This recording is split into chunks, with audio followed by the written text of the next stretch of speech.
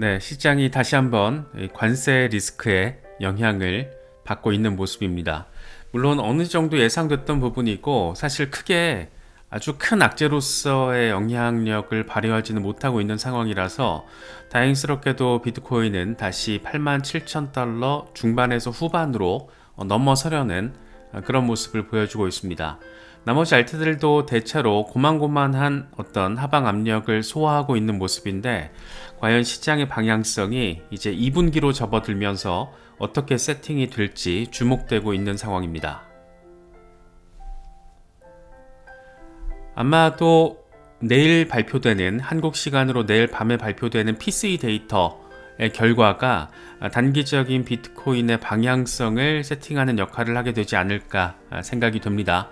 관세와 관련된 부분은 어느 정도 나올 게 다 나왔기 때문에 이제 추가적으로 서로 물고 뜯는 것보다는 각 국가별로 기업별로 관세 리스크를 소화하는 그런 모습들도 지금 포착되고 있잖아요. 그렇다 보니까 인플레이션 상황 그리고 이제 5월이나 6월쯤 금리 이슈, 유동성 확장 이런 것들이 이번 사이클을 한 번 더 끌어올리는 그런 역할을 하게 되지 않을까 생각됩니다. 공포 탐욕 지수는 하루 전보다 7포인트 빠진 40을 기록하면서 공포 단계로 다시 투자 심리가 후퇴한 모습을 보여주고 있습니다. 비트코인 도미넌스 여전히 61%대 중후반에 자리를 하면서 비트코인 시즌 양상을 선명하게 내보이고 있습니다.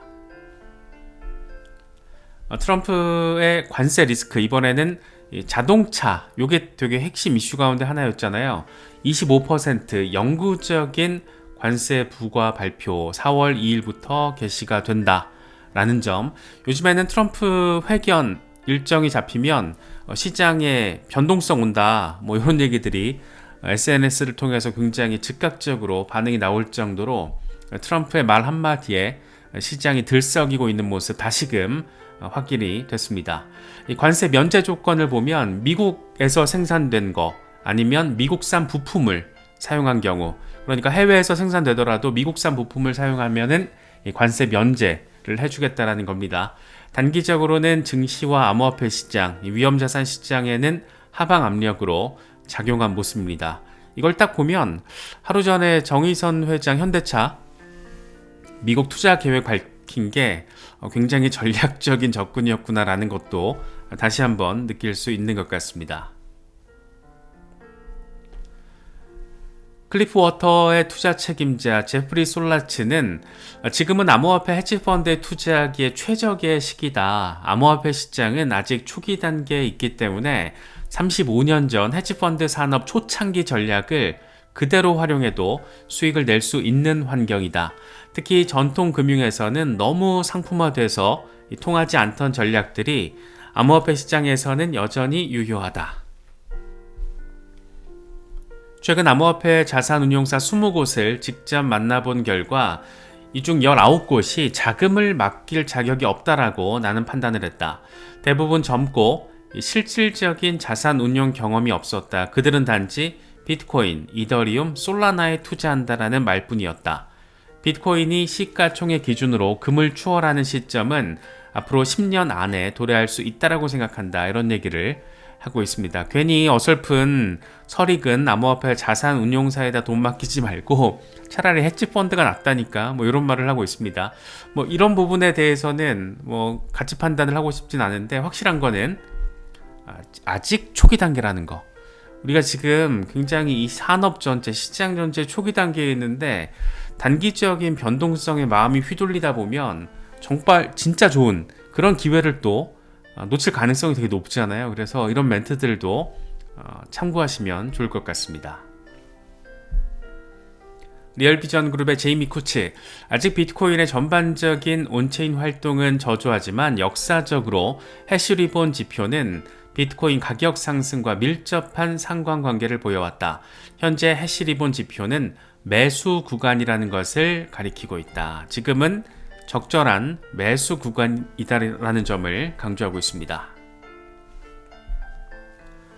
게임스탑도 이제 이 시장에 참전을 했습니다. 비트코인 매입 계획을 밝혔었죠. 그리고 이걸 위해서 13억 달러 규모의 전환사채를 발행해서 자금을 조달하고 요걸로 비트코인 매수를 한다라는 겁니다. 만기가 5년짜리 자금은 게임스탑의 투자 정책에 따라서 비트코인 매입 등 일반적인 기업 목적으로 사용할 예정이라고 합니다. 이에 대해서 코인데스크는 게임스탑이 비트코인 매입을 목적으로 수십억 달러 규모의 전환사채를 발행하는 마이클 세일러의 전략을 따르고 있다. 곳곳에서 마이클 세일러의 스트래티지가 선보이는 전략을 따라가는 기업들 곳곳에서 지금 나오고 있다는 게 주목할 만한 포인트고, 이 밈 주식의 상징이었던 게임스탑이 비트코인을 공식적으로 매입하는 이런 상황들, 이런 비슷한 케이스가 얼마나 가속화돼서 이 시장의 플레이어로 참여할지 역시 상당히 재미있는 관전 포인트 가운데 하나가 된 그런 모습입니다. 번스타인, 스트래티지가 공격적인 자금 조달과 비트코인 매입 전략을 통해서 보유량을 추가로 확대할 수 있고 기업 가치 상승에도 긍정적인 영향을 끼칠 것으로 예상한다. 스트래티지는 2020년 8월부터 꾸준히 비트코인을 매입해 왔는데 긍정적인 흐름이 이어진다라면 최대 100만 개 이상을 매입할 것으로 예상된다. 비트코인은 올해 말까지 20만 달러, 2029년까지 50만 달러, 2033년 말까지 100만 달러에 도달할 것으로 전망한다. 이렇게 이야기를 하고 있습니다. 2033년, 2030년 전후 시점에 100만 달러 가능성에 대한 이야기가 많이 나오고 있잖아요. 과연 2033년, 사실 10년도 안 남았는데 비트코인 100만 달러라는 이 숫자가 워낙 전폭적이다 보니까 진짜 현실에서는 어떤 식으로 펼쳐지게 될지 상당히 아주 많이 궁금한 그런 부분입니다. 그러면서 스트래티지는 현재 비트코인 공급량의 2.5%를 보유하고 있지만 장기적으로 5.8%까지 늘어날 수 있다. 비트코인 투자를 핵심 사업으로 삼았고 더 많은 비트코인을 매입하는 데 자금을 집중하고 있다. 비트코인은 높은 변동성을 보이곤 있지만 스트래티지의 배당금 지급 능력과 유동성 리스크 부담을 줄 정도는 아니다. 스트래티지의 목표 주가는 600달러. 상당히 긍정적인 전망에 방점을 찍고 있습니다. 과연 스트래티지의 전략을 따르는 당장 일본에서도 일본판 마이클 세일러, 일본판 스트래티지를 표방하는 메타플래닛 같은 경우에도 기업 어떤 관심, 브랜드 평가 이런 것 자체가 지금 바뀌어 버렸잖아요. 비트코인 매수를 통해서. 그래서 이런 흐름들이 상당히 재미있게 느껴지는 건 꼭 기분 탓만은 아닌 것 같습니다.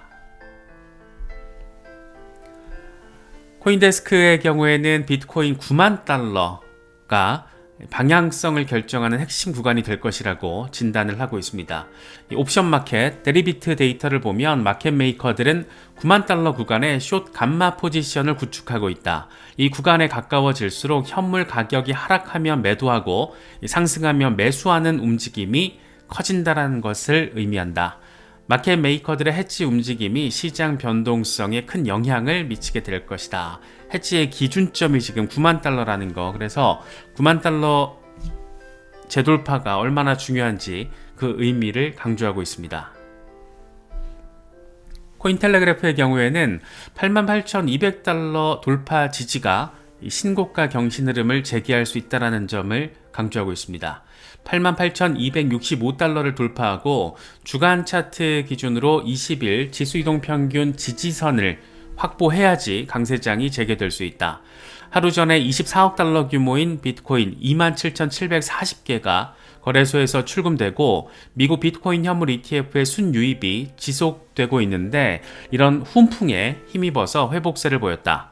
하지만 비트코인이 상승세를 이어가려면 주간 차트 기준 20일 지수 이동평균 지지를 확보해야 한다. 이렇게 이야기를 하고 있습니다. 사실 지금 단기적인 기술적인 어떤 흐름이 패턴적인 상황을 따라간다라기보다 트럼프 말 한마디에 지금 움직이고 있다 보니까 조금 깝깝하게 느껴지지만 어쨌든 차트적으로는 이런 긍정적인 가능성이 머지 않은 것으로도 바라볼 수 있다는 점은 기대 포인트로 작용할 수 있을 것 같습니다. 그러면서 과거에도 주간 차트 기준 20일 지수이동 평균을 지지했을 때 사상 최고가를 경신하는 움직임이 나타났다. 비트코인이 사상 최고가를 경신하려면 93,300달러 수준을 회복해야 한다. 모르긴 몰라도 89,000달러 저항이 깨지면은 그때부터는 굉장히 순조롭게 우상향하는 그런 모습을 보여줄 수 있지 않을까, 그렇게도 생각이 듭니다. 마이클 반데포페, 상방 추세를 이끄는 가장 강력한 방법은 지속적으로 리테스트를 하는 것이다. 앞으로 며칠 동안 9만 달러를 향한 추세 계속 보일 것으로 예상된다. 지금 저점을 높여가면서 리테스트 잘 하고 있으니까 며칠 동안 9만 달러 돌파 테스트 나올 거야 라고 긍정적으로 이야기를 하고 있습니다. 모르긴 몰라도 내일 PCE 데이터가 시장이 환호할 만한 상황으로 펼쳐진다라면 9만 달러 테스트가 주말을 거치면서 발생하게 되지 않을까, 그렇게도 생각해 볼 수 있는 그런 상황입니다. 비트와이즈의 CIO 매트 호건, 많은 사람들이 비트코인 비추간 결정에 의아하다라는 반응을 보이고 있다. 답은 간단하다. 비트코인이 다른 대안 자산보다 낮기 때문이다. 미국의 가장 좋은 시나리오는 달러가 기축통화로 유지가 되는 것이다. 하지만 최악의 상황이 닥쳤을 때 그 지위가 중국 위안화에 넘어가는 것보다는 비트코인에 넘어가는 것이 낫다. 쉽게 말해서 비트코인이 가장 좋은 백업 플랜이었던 것이다. 2011년에 내가 처음 비트코인을 접했을 때 가격이 1달러를 돌파했을 때다. 당시 동료들 사이에서 가격 향방에 대한 치열한 토론이 벌어졌는데 이때 토론을 안 하고 대신 1000달러 규모로 투자를 했다라면 지금은 88,000달러가 돼 있을 것이다. 물론 당시에 커스터디, 규제, 기술 이런 것 등을 고려하면 비트코인 투자는 매우 위험한 선택지였다. 하지만 지금은 이 같은 리스크가 상당히 해소됐기 때문에 투자하기에 좋은 시기다 라고 이야기를 하고 있습니다. 2011년에 나는 뭐 했나 이런 생각도 들고, 이 커스터디, 규제, 기술 이런 모든 것들과 관련해서 유례없는 전폭적인 정책 지지가 미국에서 확인이 되고 있기 때문에 사실 투자하기에는 괜찮은 시기이죠. 물론 단기적인 어떤 흐름이 요동을 치고 있는 상황이다 보니까 지금 사면 더 빠지지 않을까 그런 걱정들 할 수는 있는데, 중장기적으로 봤을 때, 그러니까 여기서도 지금 14년 이후 상황을 얘기하는 거잖아요. 2011년부터 10년 넘게 중장기 투자를 하기에는 비트코인 지금 괜찮은데 라는 얘기를 하고 있는 겁니다. 미국 각 주별로 움직임이 진짜 빡세게 나와주고 있습니다. 비트코인 준비금 법안을 도입한 곳이 50개 주 가운데 26개 주, 많은 주가 주 기금의 최대 10%를 암호화폐에 할당할 것을 제안하고 있습니다.